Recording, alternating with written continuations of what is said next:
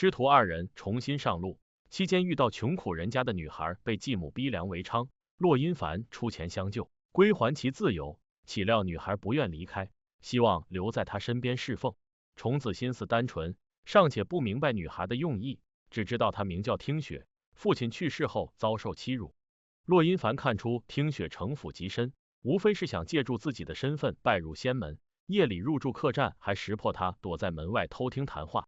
虫子觉得听雪可怜，又联想起小豆子的遭遇，恳求骆音凡留下听雪。骆音凡无奈答应。短短数日，骆音凡和虫子已经抵达清华。此处相较于南华并不逊色，祥云掩拥，紫气缭绕，数座清风生于云端，悬浮东海上空，风景极美。各派仙尊齐聚，见到虫子不吝夸赞。卓耀作为东道主，安排弘毅带着虫子四处逛逛。这一路上，虫子通过师傅了解仙门各派，可他对魔尊万劫非常好奇，为何仙长们会如此忌惮？弘毅耐心回答所有问题，顺便邀请虫子遇见关景。虫子没有学过法术，只好找借口推辞。而在另一边，听雪遇到穿戴华丽的少年，风度翩翩，模样俊秀，若是与之交谈，就能发现他举止轻浮，善于调戏。少年自报家门，乃是清华宫少公主卓浩。起初误把听雪当作骆音凡徒弟，直至虫子出现。虫子对卓浩印象极差，怎知卓浩恰恰相反，甚至觉得他相当有趣。卓浩提出要跟虫子比试，被拒绝，不顾其反抗，拎起后领御剑飞行，等到海面又把他丢下去。眼看卓仲子落进海里，卓浩意识到他果然不会法术，匆匆念起避水咒，跳进水里将他捞了上来。逼客人比试已是失礼，何况还是丢进海里。虫子狼狈至极，可又苦恼卓浩纠缠不休。卓浩越看重子越喜欢，一口一个小娘子叫着。虫子计上心来，借着学习法术为由戏弄卓浩，故意在他后背画上王八。正在此时，骆音凡从外面进来，看着卓浩对虫子动手动脚，面露不愉。虫子有所察觉，立马把卓浩赶走，好言好语的哄着师傅。卓浩离开之时，心生疑惑，为何崇华尊者看起来比仲子还要紧张？这天湖畔设数百桌宴席，各派仙尊携弟子入席。虫子打量着四周，生平头一次认真观察起对面的夫妻。通过骆音凡的介绍，虫子才知昆仑玉仙个性豪爽，不顾世俗眼光，大胆追求昆仑君，最后结成仙门眷侣，令他很是羡慕。骆音凡名声在外，又没有结亲，爱慕他的仙子们数不胜数，更有甚者觉得应该先讨好虫子。所以骆音凡前脚刚走，几名仙子围着仲子各种献殷勤。虫子发现有一名仙子纠缠骆音凡，当众示爱，生气冲上前斥责，令对方羞恼不已。短暂不快结束后，寿宴正式开始，仙士们陆续布菜。卓耀询问骆音凡可知妹妹云姬下落，感叹她逗留人间数十年，恐怕忙得忘记自己的寿诞。骆音凡觉得云姬能在凡间施药救人，此等善举算是替卓耀积福。卓耀点头赞同。须臾，卓浩姗姗来迟庆寿，结果露出背后的王八。瞧着在场仙尊们神色各异，更有甚者极力忍耐笑意。卓浩反应也不慢，立刻猜到是何人戏弄自己。虫子忍不住拍桌狂笑。卓浩见状又羞又恼，小脸涨得通红，继而转青。卓耀看出儿子似乎喜欢这个小丫头，便想着促成亲事。虫子毫不犹豫的拒绝。骆音凡也尊重徒弟，反倒是卓浩有些不满，觉得骆音凡从未传授法术，说明完全不重视虫子，还不如把她嫁到清华宫。卓耀生气卓浩目无尊长，正要出手教训，忽闻一道悦耳声音传来，无形之中替骆音凡解围。众人不约而同的回头，虫子顺着视线望去，竟是一位风姿绰约的仙子，眉如春带，眸如秋水，举手投足之间气度温柔恬淡。听着仙子与卓耀等人的交谈，虫子知晓对方乃是卓耀妹妹云姬，而他注意到骆音凡身边的虫子，亲自送上见面礼。简单寒暄结束后，大家开始商讨以龚可然做诱饵，引来楚不负自投罗网。虫子想到凡间猎人把雌鸟眼睛缝起来，借助雌鸟求救生捕捉雄鸟，所以他认为仙尊们的做法太过残忍，与乡野村妇毫无区别。骆音凡赞同虫子的观点，继而陪着重子先行离席。云姬急忙追上洛阴凡，希望能跟他单独谈谈。虫子独自回到宫殿发呆，尽管他喜欢这位施药救人的美丽仙子，可他看出云姬对师傅的倾慕，每每思及此人极有可能会是未来师娘，心里莫名难受。与此同时，云姬向洛阴凡委婉表达爱意，奈何洛阴凡点拨他应当放下执念，方知别有天地，何况炼药济世，功德无量。洛阴凡的声音不徐不急，柔和且清晰，犹似当年教导。云姬明白他的意思，难掩失落的准备离开，偏巧碰到端茶而来的听雪。卓浩思及虫子戏弄自己，不免有些恼火，可是转念一想，倘若把他迎娶进门，以后就能重振富冈。正当卓浩天马行空的幻想着，卓要走过来数落这个儿子，又得意总算有人治得了他。虫子等到洛阴凡回来，忍不住询问他是否会娶云姬，在得到否定之后，总算是落下心头大石。趁着守卫不注意，楚不复传音给龚可然关心近况。龚可然为避免楚不复身陷囹圄，恨生让他离开，表示二人再无任何关系。虽是如此说道，可他明白楚不复入魔纯属形势所迫，如今父亲已死，仙门之中难有自己容身处。在洛阴凡的引荐下，云姬答应将听雪留在身边。然而听雪希望能拜洛阴凡为师，妄想以美色取悦，惹得洛阴凡心生厌恶，强调自己只会有虫子一个徒弟。正因洛阴凡态度坚决，听雪在心里默默记恨虫子，发誓要变得比他强大。楚不复只身闯入清华宫救出龚可然，正中仙尊们设下的圈套。洛阴凡责令楚不复跟他回去，但是楚不复带着龚可然逃走。此时虫子被卓浩戏弄，无法说话又出不了门，刚巧听到楚不复和龚可然的谈话。可然愤怒指责楚不复入魔，表示他若真想救自己就去死。可当楚不复真要这么做，龚可然又立马阻止，警告他就算是死，也是死在自己手里，实则心里舍不得他受到伤害。楚不复察觉虫子躲在房间里，大手一挥将他重伤。洛阴凡及时出现护住虫子，以一己之力对抗楚不复和龚可然。王月趁其不备救走二人，幸亏洛阴凡事先在虫子身上做法，察觉出事立即赶来，总算是把他从鬼门关拉回来。只不过虫子的魔气太重，须得回南华取得红月灵芝医治。洛阴凡抱着重子匆忙赶回崇华宫，迫于情势顾不上计较于理，嘴对嘴度气疗伤。次日，虫子醒来隐约记得昨夜之事，当他确认昨夜并非梦境，忽然有些小女儿家的羞涩。炼药弟子燕珍珠奉命来照顾虫子，因为他性格直率且活泼，与虫子一见如故，相处仅仅半日就成为好姐妹。也因燕珍珠说话没有顾忌，听闻众子拜师3年没有法术和法器，忍不住大吃一惊。司马妙元出言嘲讽虫子，并且还对洛阴凡带有鄙夷语气。虫子愤怒夺剑对准司马妙元，警告他若是再敢说师傅一句话，绝不轻饶。洛阴凡看到这一幕很是欣慰，最终决定带他去选一件法器。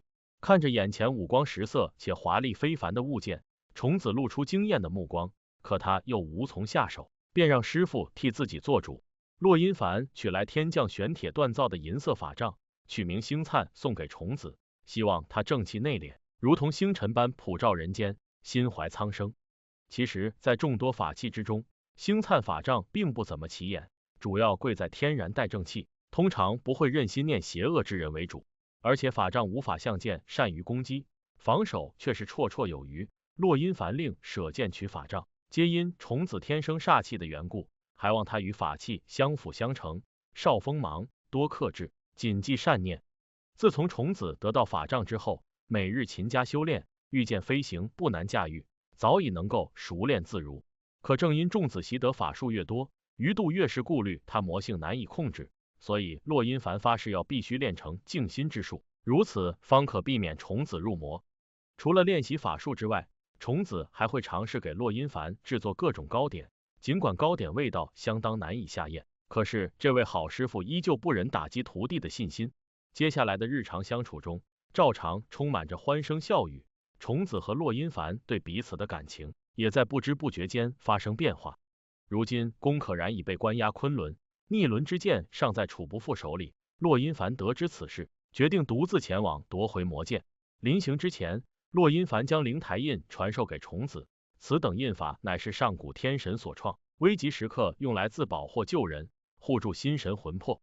随着帛书缓缓上浮，半空中展开，重子觉得分外眼熟，仔细回想，竟是白衣哥哥留给自己的护身印。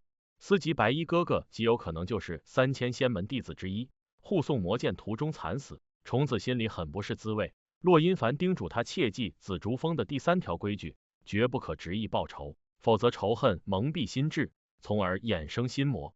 待骆阴凡抵达昆仑派，第一时间召见龚可然，奈何他宁死不肯告知楚不复的下落。掌教怒不可遏，斥责龚可然身为少公主，长生宫被灭满门，居然还要包庇仇人，已然做出有辱仙门之事。龚可然嘲讽他们利用自己逼迫楚不复现身，就算无法阻止他入魔，也不会拉他回头，因为仙门里有些人沽名钓誉，并非光明正大之徒。骆阴凡默认龚可然的说辞，提醒掌教不必对其多多相逼。话音刚落，楚不复现身护在龚可然面前，众多弟子身中剧毒，就连掌教也没能逃脱。楚不复拒绝回答骆阴凡的问题，抱起楚不复飞身离去。骆阴凡率领其余人等尾随，直奔英州。燕珍珠将要跟随秦科的队伍出发，赶往昆仑，特来提醒重子可以混进队伍里，以解相思之苦。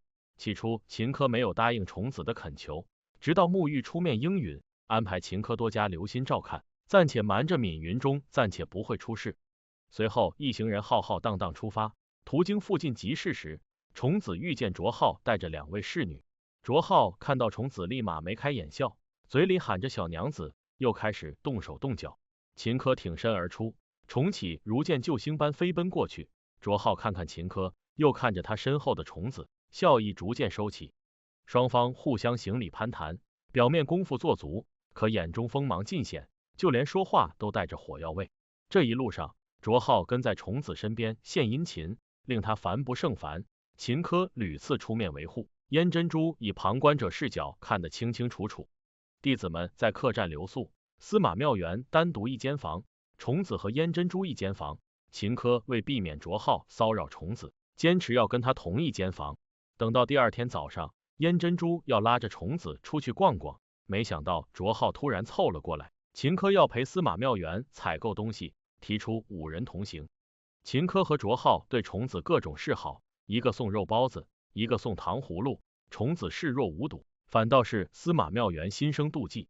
偏偏秦科和卓浩对司马妙元无意，眼看着礼物送不出去，一个吃起肉包子，一个吃起糖葫芦，并且是赞不绝口。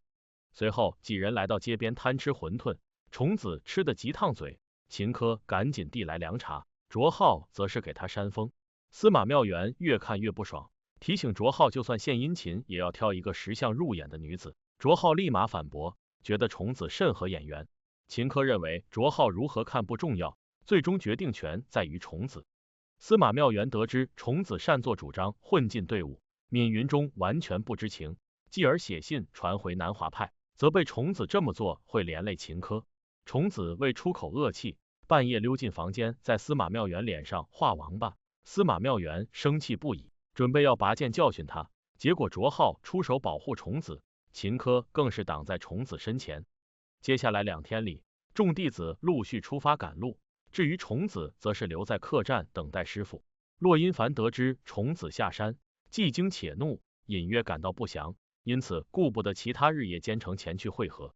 与此同时，重子待在房间里无聊，便在秦科的指引下前往水信台修炼灵气，怎知竟又遇见楚不复和龚可然。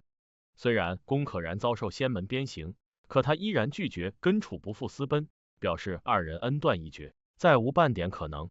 重子见状，施展信箱求救，岂料被楚不复察觉。然而楚不复早已没有白衣哥哥的温柔，对他态度冷淡。重子也觉得他像变了个人，否则又怎会残害师父和同门。骆阴凡护图心切，好在重子安然无恙。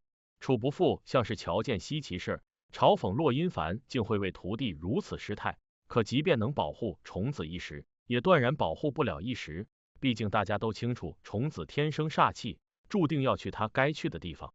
话音落，楚不复将龚可然带走，消失得无影无踪。骆阴凡回过身看向重子，呵斥他跪下，从未有过的疾言厉色。沐浴和秦柯为仲子求情，但是骆音凡态度坚决，命令重子继续跪着，直至彻底想明白为止。紧接把沐浴和秦柯批评一顿。短短一天过去，重子跪得双腿酸痛，而他更是从未受过这样的责罚。其实身体的疼痛算不得什么，心里的委屈也无所谓，唯独令重子惶恐的是，师傅会对自己越来越冷淡。骆音凡默默站在不远处，心里同样不是滋味，可后悔归后悔，心头气仍是难消。白天的时候，沐浴亲自来探望重子，等到夜里，骆音凡也还在不远处。重子支撑不住，昏倒在地。醒来后，发现骆音凡站在面前，不安且无措的道歉，深知不该擅作主张下山，只希望师傅无论去哪都要带上自己。龚可然无法接受楚不负入魔的事实，况且仙魔殊途，上千年斗争不休，血海深仇，所以他更不会爱上魔尊。在龚可然看来，若是想要回到从前的关系，除非楚不负已不再是魔。说完，割发断情。楚不负为此伤心，继而找到王月寻求剔除魔丹之法。纵然知道这期间需要经历极大痛苦，甚至不能习得任何法术，脱离仙魔，他也在所不惜。王月答应会帮助楚不负剔除魔丹，条件是要让楚不负帮他做件事情。回到崇华宫以后，骆音凡没再提及让重子闭门思过，反倒是秦柯违反教规，被责令关禁闭，就连沐浴都遭受重罚。闵云中依照门规予以沐浴鞭笞，暂停其首座弟子之职，并且在祖师殿思过。连累两人，重子难过又内疚，想要去求情，被燕珍珠拦住。当天，重子带着糕点先去探望秦柯，通过他拿到疗伤药给沐浴送去。尽管重子害怕天魔令，可他还是鼓起勇气来到祖师殿。正巧沐浴从殿内走出来，沐浴目光如往常那般温柔，丝毫没有责怪重子，更令重子心生感动。